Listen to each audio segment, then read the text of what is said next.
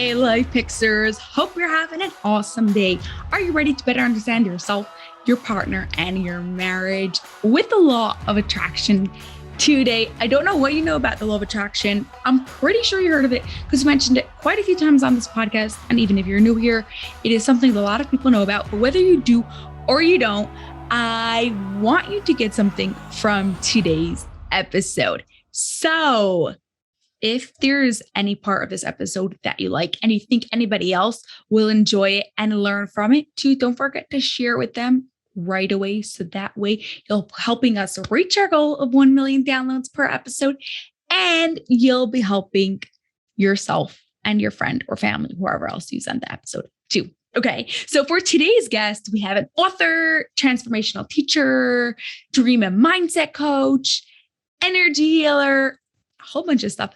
Judith Joy, together with her husband, Bruce. Thank you so much, Judith and Bruce, for being here. I'm excited to be speaking with you. You want to start by telling us how you guys met? We met on a cruise out of Miami, Mm-hmm. and we were going to the Bahamas. It was an instructional cruise, so a lot of lectures and stuff like that. And a mutual friend talked both of us into going. Planning to set you up.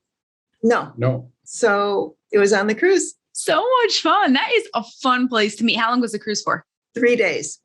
3 days. Oh, wow. So, okay. Within 5 minutes of meeting him, I was like, he's interesting. And I moved my chair closer. Did you think the same, Bruce? I know what she was doing. The guy that invited us, the doctor that invited us on the cruise, they were already on the deck. And I came because I got on the boat. They were still already on the boat when I got on the ship or whatever it is. And so he says, come over here and tell your story. So I started telling my story. And that's when she picked her chair up and moved close to me. And we've been together ever since. That night, Dr. Janer, who introduced us, was showing a medical device in Bruce's room. And so we went in the room, and a bunch of people were in there. And so I sat on the bed because I've already seen it. And Bruce said, here, give me your feet. And he massaged my feet. And I'm like, I'm taking you home with me. And then the next night, he ate dinner with a group of friends, and I ate dinner with a group of different friends. But I ate earlier, so I went and found him. And so he was sitting on one side of the table, and I was sitting on the other, and some crazy lady was sitting in the middle. And I'm like, this is not going to work for me. And I picked up my chair and moved it next to his. For the second time. and that's so unlike her character. I mean, that's totally off the chart. Is she what, more like shy or more just goes with the flow? Oh. What do you mean? Yeah, she's a very conservative, shy person. That's just way out of her wheelhouse completely. Yeah, to actually stake my claim. Okay, so Bruce, what was your story that was so interesting that made Judith move her chair over? Well, I was a chiropractic physician until the year 2000. And I had a very, very large personal injury practice that consisted of an orthopedic surgeon, a neurosurgeon, a neurologist, a GP, an acupuncturist, and physical therapist. And we took care of about 150 patients a day. So all of my patients had lawyers. It was a PI practice. All my patients were hurt by somebody else and had a lawsuit. So as a result of that, I had to do a lot of court work. And during my 38 years of practice, I've probably been to court 400 times telling my patient's story in front of the jury. So and then while I was in practice, I had come up with a medication for herpes and sold it to a large pharmaceutical company. It was for cold sores. Cold sores. It's cool. That is really, really cool. So yeah, I had a story to tell and she wanted to listen. Yeah, and then after he retired, he moved to Costa Rica for 9 years. I did. And now lives in Florida. Moved back to Florida after that. And that's where you guys met. Oh, wow. Okay. Well, Judy, I know that you also have a story of changing your name to Joy. I love the way you made that legal. Tell us about that. Oh, okay. I was getting divorced and I didn't want his name. He was doing some things that were a little bit shady, and I just didn't want to be associated with it. So I was like, okay, I want a new name. And I would go around and I'd look at things and I'm like, oh, diamonds. I like diamonds. How about Judith Diamond? No, that wasn't quite it. And then I was like, well, I like this. How about that? And I tried all these different things. Then I walked into the media room, which was our TV room. And in order to walk there, I had to go through the living room. And I saw a book and I'm like, oh, I should put this on the shelf. Well, the book had been there for a long time, but I had the moment, the inspired action to pick up the book and put it on the shelf. And there was one slot open. So I put it on the shelf and I look at the book next to it. Are you happy? And I went, oh, okay. That looks interesting. I pulled it out, looked at it. Then I sat down and started doing some writing, and the word joy came up. And I was like, okay, whatever. I went in to get lunch. And while the lunch was cooking, I was reading an article about a woman who changed her last name to Joy. And I went, oh, I get it. The universe is telling me Joy is my last name. And that's how I got it. Oh, how many years ago was this? 2015. Oh, wow. Okay. So not that long ago. Do you like it? I love the sound of it. Judith's Joy. Like it just rolls so well. Yeah, it's a great name. Yeah, it's fun to say. Yeah. Okay. Now I also know that you've attracted your man into your life. Yeah. Yeah. I wrote a book about it. Dear future lover. How is that? I had read somewhere that you write a journal and you write it from the perspective of already having whatever you want. So I wrote a series of letters to my future husband. It was, dear future husband, da, da, da, da, da, da, da. And I did this for maybe 2 months. And then I put it away. It just went, in a cleaning frenzy, it got put away. And I didn't think about it again. But let me tell you, you have to be really careful what you write because it comes true. I wrote that I'm not that interested in politics. I didn't know if you are, but that's just not my thing. That's his soap opera. He loves politics. Maybe if I hadn't touched on it at all, it wouldn't have been there. But after I met him, I was going through the nightstand and I'm like, oh, a journal, yay. And I opened it up and went, oh, there's writing in it. And I started reading it. And I'm like, wait a minute. I just said he makes me a better me. Wait a minute. Oh my goodness. I just said this. I just said this. I just said this. And so I decided to write a book. And the book is basically the principles that apply to the law of attraction. It has also samples of the journal entries and how those particular journal entries showed up. So it's very easy reading. And you can now read it in order. I'm really interested in how you frame the laws of the rules of the law of attraction, because I always had this as a kid, this love-hate thing with the law of attraction. And as I got older, I understood it in a more mature way and now say it very, very differently than what I said when I was 10 years old. You know what I mean? When I watched Secret for the first time. So if you had to describe in two sentences, the rules of the law of attraction, what would you say they are? In 2 sentences. And you can make it longer, but you know what I'm talking about. That's a big book. Is that too long for you? Well, what I've done is divide it down into principles. Intention is one principle. Mm-hmm. Well, know what you're going for. That's basically what it is. So if you're trying to attract something or someone, know exactly what you're going for. You don't want to, when I say exactly, I don't mean he's got to be 6'2" and muscles out to here and, all that stuff. I was going for someone who was kind, who had integrity, who was honest, and he treated me really well. And I wanted someone that was a good father figure. And when I'd written out my list, I'd written good father figure. Then I went on a date, just, a random date. And the guy, liked peanut M&Ms, crunchy peanut butter, and he cut articles out of magazines for me. I'm like, that's my father. So I went back and looked at my list and I went, oh, I meant a good father figure for my kids, not for me. Yeah. So to adjust a little bit. You could get really specific. We had recently in episode 240, Marsha and Dan Nelson, they came on, or she actually my mentor, and she spoke more about doing with your non-dominant hand, because then you access your subconscious.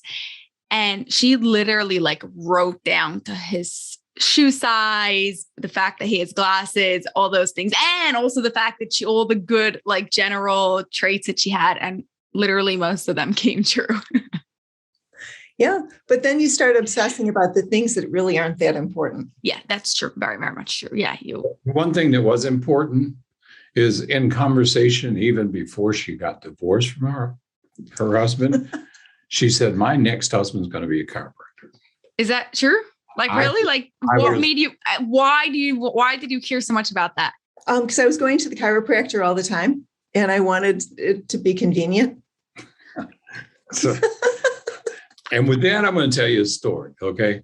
When we moved into this building, we decided to go to dinner with a few people that also live in this building. And it was a urologist and there were some doctors at the table, and they were all talking about their practices. And the urologist was talking about prostate. And I mean, we're in that age group that everybody complains about everything going on. All of a sudden, out of nowhere, and this is so unlike her, she said, I sleep with a naked chiropractor. No, I haven't. I have a naked chiropractor. And I looked around and everybody looked at her. I was ready to get on the table. And what she meant by that is at 3:00 in the morning, if her neck's hurting, I'm on the hook, because she has other chiropractors and other doctors, and I don't interfere with that at all. But I'm there if I'm needed, no matter what time it is. Yeah. Oh, you're a good husband. He's willing to wake up in the middle of the night. Oh, wow. It's really and no practice anymore, right? I mean, you still have all your knowledge and all your stuff, but you don't like. No, I'm concentrating now on inventions. I'm an inventor. I have like 9 medical patents, and I have a new medication coming out in the next few weeks called Relief Roller. And I have a partner that's a shark from Shark Tank, and is for mask irritation and itch relief, bug bites, any kind of pain that you have on the skin, rashes and so forth. And it's on a roller, and you just roll it on, and in a few minutes, everything's gone. That is so cool. I might just need one. Yeah, it's FDA approved and patented. Oh, wow. Okay. So let's get back to our rules of the law of attraction. Mm-hmm. You need to know, be super clear, be intentional. Wait, gotta get to the list. Okay, then you've got things like questions. Questions are so important because when you have a question, you've got some wiggle room. And it's not the yes or no questions, it's the open-ended questions. So what do you mean by you should write questions? Everything in your life, just keep asking questions. So ask questions about, not like, should I have this, but give me like maybe better. You give me some examples. What sort of questions? Okay. What would it take for you to have a podcast that's even better than you have now? Okay. Something popped in your head, and that is the universe going, hey, there's a possibility over here that you haven't looked at. Right. Most people make a conclusion. This is as good as it gets. Okay, then the universe agrees with you because the universe wants you to be right. So it depends what you're putting out in the universe. Yeah. Know what you're saying, what you're feeling. And by the way, if you're thinking one thing and you're feeling something else, the feeling rules. Yeah. It's like Henry Ford said, whether you think you're right or you think you're wrong, you're right. Or however the word is right. I don't know. I just messed up that, but you know what I'm talking about. Yes. Those open and those questions are, I think they're not only for yourself. I think they're also in general, they're good questions to ask the people around you. Like if you want to make your marriage better or in your career, or how can we as a whole, like what can we do to improve this? Or what other options do we have? Really go and raise the level up in every area. Yeah. What you want to avoid are the yes and no questions, because those aren't really expansive questions. Right. Expansive ones. How does it get better than this? What else is possible? What would it take to create whatever it is you want to create? He asked me one yesterday, and then he was so proud that he asked the question. Because I'm always asking questions. I never thought that I was good at asking questions. She's the queen of asking questions. Believe me. But my mother was great at questions. And she would meet somebody and start asking questions, and they would leave the conversation and think that she was just the most wonderful person in the world. And they didn't know anything about her, but she was interested in them. So it was a different reasoning, I guess. So when I'm asking questions, I'm like really digging in. Please tell me. And then really listening to what they're saying. Yeah. And then from the listening, another question pops up and you ask that, and then another question pops up. What most people, I don't even know if it's most people. A lot of people ask a question and then think about the answer and think, and they're looking for the right answer. But that's not what it is. The first thing that pops in your mind, that's the one you go with. There's a book out there about 7-second intuition or something like that. And it's what pops up in the first 7 seconds. And then when you get really good, it's what pops up in the first 2 or 3 seconds, because that's the universe sort of whispering in your ear. If things are being yelled at you, you either haven't listened or it's not the universe talking. A good example of that is she wanted me to go to the doctor to get my ears checked. The bad thing about it is when the doctor got through examining my ear, my hearing, he said, "Your hearing is perfect." I said, "You just got me in big trouble." So when I got home, I said, "There's nothing wrong with my hearing." And she said, "Well, why don't you listen?" I went so far as to say that my daughter should go with him because she talks very loudly. And why don't you guys go together? And so he came back and said, "Well, Shoshi, it's really easy." She's like, "I know, I've had hearing tests done before. We were just doing that to get you to go." Oh, you're good. You're good. You're really good. It backfired on both of us. Well, now do you listen? No. I'm a man. Okay. I look for things like a man. Okay. Explain looking like a man. When I go into a room to find something, it's right there in front of me, but I don't see it. Tell me, man. I'll go and say, I don't know where it's at. It wasn't in there. And she'll go in there and here it is. So I find that that's quite common with men.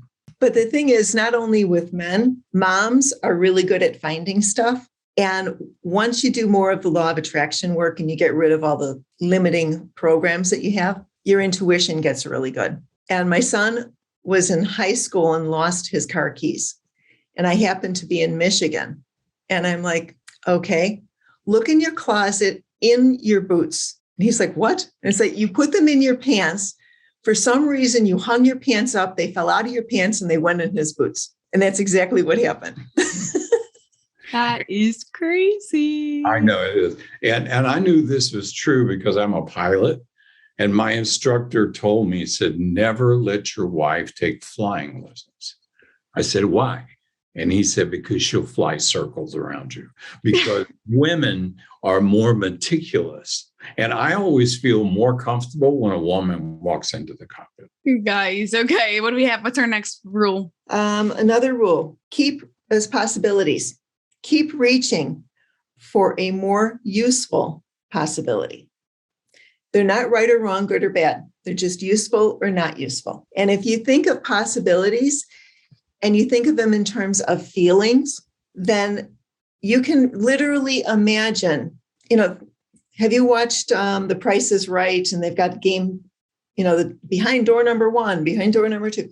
Well, imagine 1,000 doors in front of you. Which door has the feeling of what you're going for? So if you want a really good relationship with a lot of cuddling, and you imagine what cuddling feels like, and then you're like, okay, that door over there, and that one there, and that one there, and there. And, oh, I got to go down the hall and around the corner. And yeah, it's back there. And you just keep finding, you touch the points that have the feeling. What you're doing is you're identifying that there are a lot of possibilities out there. And you're also feeling the feeling every time you touch it. So the feeling gets stronger. And the stronger the feeling gets, the more likely you are to bring it in, because what you focus on is what you get. So if you're focused on the feeling of the cuddling, you're going to get cuddling. If you're focused on, oh, he never touches me and he's always over there, and I just really want him to cuddle me, but I'm so disgusted, and your focus isn't on the cuddling. Yeah, exactly. It's not being over there. And pushing away. So you're getting exactly the opposite. What do you, before you continue, Judith, Bruce, what do you think of this whole law of attraction? I thought it was really interesting once we started to get together and she brought out the different things that she had written down and really believed in. And even though she forgot and put it away, it fit so well that I think it, and her book, if people are trying to figure out their next step in a relationship and what they want, her book is excellent for that on okay. the Thanks. Questions you need. He's a really good supporter. He's good. What do you think about the law of attraction? Well, first off, I was an energy healer. And then I sort of morphed into healing with manifestation, and the law of attraction is part of that. Yeah. So when we first started dating, I was like thinking I was all that. Feel this, and I'm holding him, feel the energy. And I'm like, do you feel it? Do you feel it? He goes, yeah, and I can see it too. Oh my goodness. Yeah, but she's powerful. She's really powerful. Let me tell you how powerful she is. After she said she wanted to put me in her suitcase. Well, I didn't fit in her suitcase to go home with her. So we kept talking. And so I came up to Highland Park, which is 30 miles north of Chicago.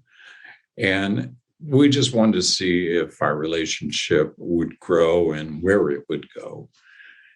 And I started getting a pain in my... You did not get it then.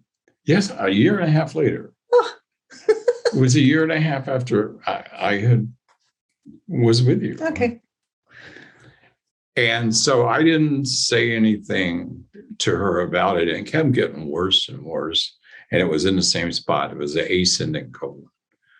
And so all my doctor friends were down in Tampa. So I got on a plane and went to Tampa, got an MRI, flew back to Chicago. This was actually a year later. Okay, a year later. I'm not good on time. And so he calls me. He said, "You're in trouble." I said, "What's the matter?" He said, "You got a tumor on the inside of your ascending colon." And I said, "Okay, what would you do next?" He said, "You need a colonoscopy now." So I looked around in Chicago area in Highland Park and found one. I won't go into how I found it. but I found the doctor. And I didn't really meet him until we were at the hospital. And we're in this little room. And she's doing energy on this tumor that's in my ascending colon. And so being a chiropractor, I'm a touchy-feely kind of healer. Okay. I can't adjust you unless I touch you. So what happened, the doctor came in and he throws the MRIs up and he said, "Yeah, there it is right there. Don't worry about it. I'm going to go in the inside. I got cameras. I'm going to take a picture of it. I'll do a biopsy. We'll come and get you in about 10 minutes. And you'll be there about 20 minutes. And then I'll come back to the room and give you the results." Said, okay, so she's continuing to do energy over my acetylcholine. And I said, just touch it. And when she did, I felt a flip in my colon. So then they came and got me, put me under anesthesia, did the colonoscopy, put me back in the room where we both were. The doctor comes in shaking his head. Said, I don't understand. Here it is. Here's the new pictures. It's gone. The healing part of my wife is very, very powerful. And what it was she convinced me that it wasn't there. She convinced me that it was gone. So it's not her doing the healing.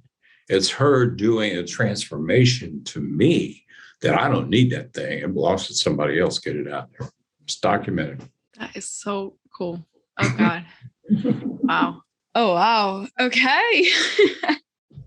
So do you really, change of question, if someone else is in some sort of medical situation, what do they have to do to heal themselves like that? Love. It's so huge.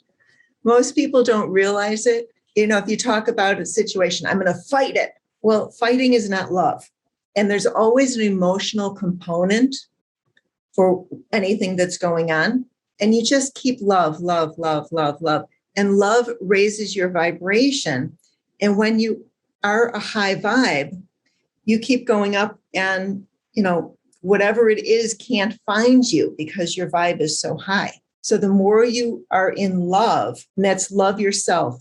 Love, if you've got a tumor, love the tumor. Surround it with love. Fill yourself up with love and massage it with love and everything with love and love and love. And what makes the law of attraction work is your personal vibration. If you're a low vibe, like depression, apathy, shame, blame, those types of things, you don't have a lot of energy to get anything done. So it takes force to get things done. You move up the scale and you move to anger. Well, anger is not fun. You have more energy to get stuff done. Move up the scale again, and you get to the point where you accept responsibility for everything in your life. And it may not be that so-and-so did whatever, but you accept your part in it. And then from there, you just keep your energy in love and gratitude and kindness and calm and peace and things like that. When you're in a high vibrational state, you can actually think it and it can happen. And that's a lot of what happened then. I raise my vibration super high and I just fill myself with love. And then I transfer the love. But it was transferring your love works because I get the whole part up until the transferring. Like, how does that make his tumor go away? Well, he's got to believe that it can. I accept it for love. Yeah. So if I'm holding his shoulder, I'm just holding it. Yeah. I'm not doing anything. Oh, I feel the energy. But I'm feeling love and it's just coming out because I fill up myself and then it sort of spills out. In the Bible, it talks about love your neighbor as yourself. But what that actually means, people take it the wrong way. Oh, I have to love my neighbor and I have to have service and put out and all that other stuff. You cannot love anyone more than you love yourself. So that's why you fill yourself up with love and then you send out the rest. So as an energy healer, what you do the whole time, like in very, very simple words, is you fill yourself up with love and then pass it on to whoever you're working with. We watched a video together with about 3 energy healers. It was in China. And there was an ultrasound on a woman's uterus. And you could see the tumor. And these energy healers started giving the love and the energy to this lady. And on film, you could watch the tumor disappear until it was gone. It was absolutely incredible. Now, there's a difference between high vibe love and low vibe love. A low vibe love is a barter. I love you if, and that's not really what love is. Love is just this feeling of expansiveness where you just share and you feel it and you just feel it and you feel it and you feel it. And I'm going to love you no matter what. It doesn't matter if I agree with you or disagree with you. I'm going to love. So here's like a bit, I don't know. I hope I'm not like trying to offend you. I'm just trying because I'm really curious.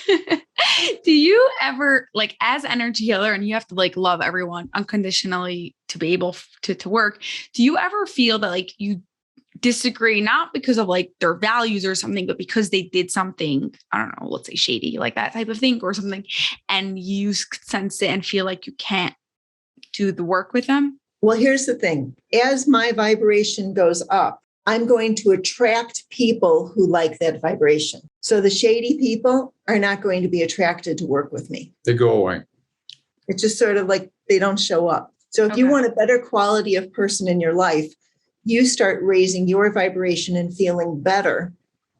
And then the people that you don't want in your life just sort of fall away. Yeah, that makes a lot of sense. Okay. Every once in a while, she'll tell me, you better put it in gear because your vibration's not quite as high as mine. Are you serious? Is that like annoying? No. No. It's just that she's in a constant mode of educating herself and making that energy higher and higher and higher. It's hard to keep up with her. Okay, so what happens is my vibration goes up, and a good-hearted person will be like, oh my goodness, there's the path. I want to go up with you. Someone who has a heart that, isn't so good-hearted will be like, never mind. Yeah. So you're vibrating at one level. Other people are vibrating that you're talking to at this level. I don't know if you got videos, but yeah, it's on YouTube for everybody watching, whoever is watching. And if they're not, they understand that the levels are higher. Okay, so let's assume the left and the right hand are touching. I raise my vibration so my left hand rises up. Now, the people who formerly matched me no longer match. So they have a choice. The right hand can rise up to meet me. They can stay where they're at and create trauma, or they can leave. And the leaving doesn't have to be anything dramatic. It's just, I'm not friends with you anymore. Yeah. You, as you're raising your vibration, have a choice. You can go higher. You can stay at that high level, or you can go down to where you were before. Yeah. Everybody so do you like choices. What'd you say? Everyone has choices. Yes, 100%. So when you're walking down the street and you're speaking to strangers or whenever you're meeting people, do you constantly feel like, hey, what vibe they're on, what level they're at? Not consciously, subconsciously, yes. Just like when you walk down the street and you're like, I think I'm going to cross the street right here. Yeah. You don't know why. There might be someone coming that you don't want to be with. Mm-hmm. So there might be a bus coming. It's going to kill you. So you took a left. Intuition. I mean, I don't know why I did that, but it was probably for a reason. Yeah. It's very important to listen to your intuition and then take inspired action. When people do something, they think, I have to write a book, or I choose to write a book. Well, that means I have to sit down for an hour every day and I have to slave away at it. But that's not the way it works. If you're not having fun, then go out and do something to have fun, to boost your creativity so that when you come back, you've got ideas to write. But the intuition might be, I'm going to go take a walk. And then you overhear a conversation while you're on the walk. And that conversation is what your characters in your book are going to say next. So you got to rush home and write it all down. But you would not have known that if you hadn't taken the walk. And the inspired action was followed because you took the walk. It wasn't just a thought that went through your head and then you poo-pooed it with like, no, I have to sit and write. And as you start doing it more and more, like one thing leads to the next. Yes. Action after action throughout your entire day. Yep. All with a positive thinking and a positive mind. Oh, yes. Oh, yeah. Okay. So before we get to our final question, where could Life Fixers connect with you, get your book, and just learn more about you? I have a website, yeswithjoy.com or judithjoy.com. I'm on social media stuff, not TikTok though. That's not me. Oh, you're missing out. And then the book is available for Amazon, Barnes & Noble, Apple, and Kobo. Awesome. Okay, so those links will be in the show notes. Now, for our final question, how would you describe an extraordinary relationship without using, I'm going to make this one hard for you, love, intuition, and connection? She talked about having the right feeling. It's all about the feeling. And our relationship is about feeling. I know that if I do something that's going to upset her, I know ahead of time. So I try to pull in that feeling so that I don't do that. We don't argue at all. I mean, we reason things out completely. So I would say just awareness of your total situation creates a great relationship. Okay, so what he's not saying behind the scenes stuff is I feel the energy that I would like the relationship to be. And then I surround him with this energy and I give him the possibility to step into it. And then I sort of put my thought into the energy. And then he'll come back and go, hey, did you think about da, da, da? Oh, yeah, sure. Great idea. Yeah, like the keys in the boot. But I send out what it is that I truly desire. Does he go back to you? Not really. Oh, you're missing out. But I can pretty much read them. Oh, okay. I'm really good at that. When my kids were younger and they'd be off at school or whatever, they'd call home and they'd say hello. And I knew exactly what was going on in their life from how they said hello. So yeah, I'm just intuitive. Intuition. Okay, so what's your answer to the question? Send out the energy that you would like it to be. Beautiful. I love that. Well, thank you so much, Judith and Bruce. This was fun and interesting. And you guys explained things in such a clear way, but at the same time, just makes me laugh. So thank you. I really appreciate your time today. Thank you so much. Yeah, thank you. We appreciate you as well. That's all for this episode of the Life Fix University podcast, but I have a huge favor to ask of you that will not only support the show, but will also help the people you love most. We are striving for 1 million downloads by the end of 2025, and we can't do this without your help. If you love this episode, please share it with 2 of your family and friends so they too can rewire their brains to have an extraordinary marriage. It was awesome spending time with you, and I'll see you on the next episode.